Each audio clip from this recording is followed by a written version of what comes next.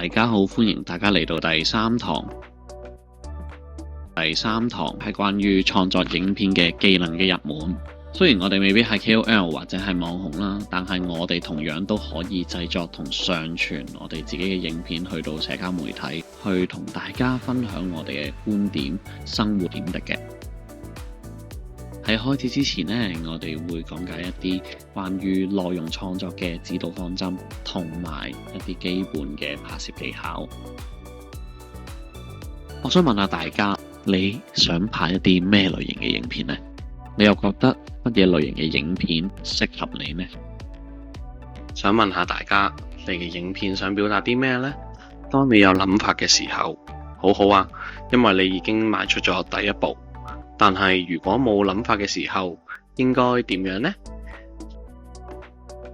第一步就係揀主題啦。簡單嚟講，揀主題嘅時候需要注意兩個層面：觀眾想睇嘅內容，同埋自己想傳遞嘅信息。如果影片只有觀眾想睇嘅內容，而冇咗個人嘅觀點嘅時候，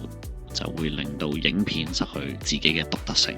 相反，如果影片只係側重於自己想講嘅內容，但係又唔理觀眾嘅需要嘅時候，亦都可能會好難引起到觀眾嘅共鳴啦。所以我哋喺製作影片內容嘅時候呢，我哋需要揾到一個平衡點，決定到影片嘅主題之後呢，就可以去諗下點樣去展現同表達我哋嘅內容啦。而表達主題其中一個最有效嘅方式，就係用講故事嘅技巧嚟去表達你嘅內容啦。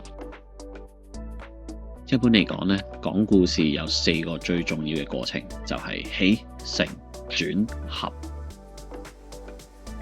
所謂嘅起就係影片嘅開場白，你可以重點描述一下我哋而家面對緊嘅挑戰啦、議題啦，或者大家關心嘅事情，帶出影片嘅主題嚟去引發觀眾嘅關注。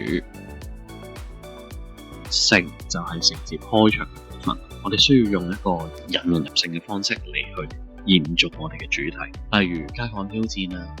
訪問或者表演等等嘅手法，具體咁樣展現我哋想表達嘅內容。我哋可以將主題或者挑戰形象化，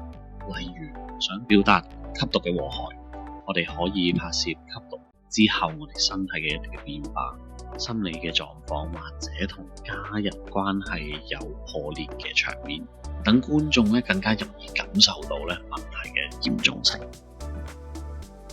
轉就係影片入面凸顯信息嘅部分啦。呢一個咧亦都係整個故事嘅高潮啦，同埋驚喜。呢一段呢，亦都可以係最具吸引力或者最有衝擊力嘅畫面嚟去呈現嘅，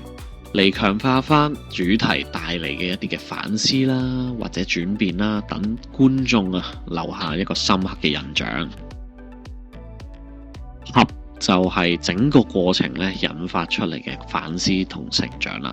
亦都係我哋整條影片主題嘅總結啦，同埋落腳點。你可以透過公佈結果啦，分享你嘅得着啦，嚟去回應影片嘅目的，等觀眾咧有一啲嘅啟發同埋行動嘅。所以大家喺創作影片嘅時候，記得要有起、承、轉、合嘅元素啊。當我哋有咗初步嘅構思嘅時候呢，咁我哋就要諗下點樣實際地拍攝影片啦。去到呢個部分呢，我哋要講下唔同類型嘅拍攝技巧。首先係構圖。我哋以圖中開箱影片為例，呢條影片嘅構圖呢，採用咗一個叫做前景、中景、背景嘅拍攝技巧。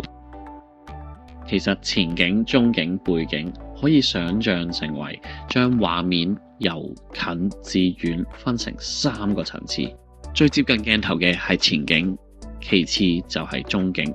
最遠嘅就係背景。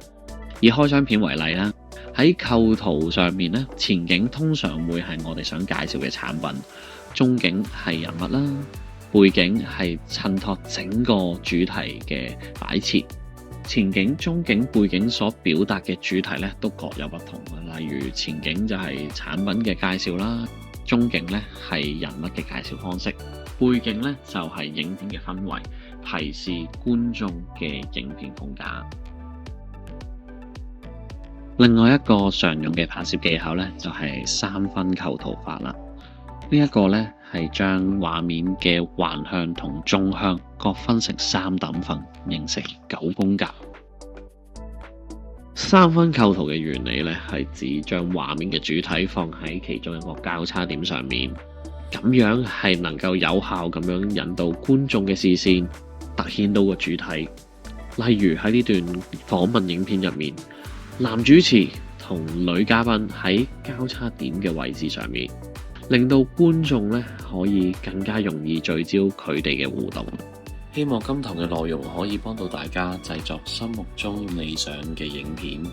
記得喺拍片之前，先諗一諗，你希望你嘅影片係去表達一個乜嘢嘅信息呢？仲有，你都可以從觀眾嘅角度去諗一諗影片帶出嚟嘅信息同表達嘅手法係唔係通俗易明嘅。你亦都可以將你嘅影片嘅構思同屋企人同朋友分享，睇下佢哋明唔明白你想表達嘅信息。又或者試下深入地去諗一諗，你想表達嘅信息，你當中體會到啲乜嘢，又係唔係你想表達嘅重點呢？另外，我哋喺拍攝階段亦都要留意以下嘅事項。作為媒體嘅傳播者，觀眾會從我哋嘅影片吸收住唔同嘅信息，我哋喺影片入邊嘅一言一行都可能會影響觀眾對信息嘅理解，所以我哋喺拍攝嘅時候一定要遵守法規啦，同時要留意住我哋嘅內容係咪涉及粗言穢語、不雅內容等等，去避免我哋嘅影片被平台標籤為黃標或者係紅標，同時亦都要注意我哋嘅言行，避免侵犯人哋嘅版權啦、私隱啦，或者係牽涉到網絡暴力等等嘅問題。無論拍片嘅目的係為咗大家嘅個人興趣啊，定係廣告收益，啱啱提醒嘅事項，大家都需要審慎處理。今堂就去到呢度啦，下一堂就會係最後一堂，我哋下次見。本影片由嶺大長者學院提供內容及製作。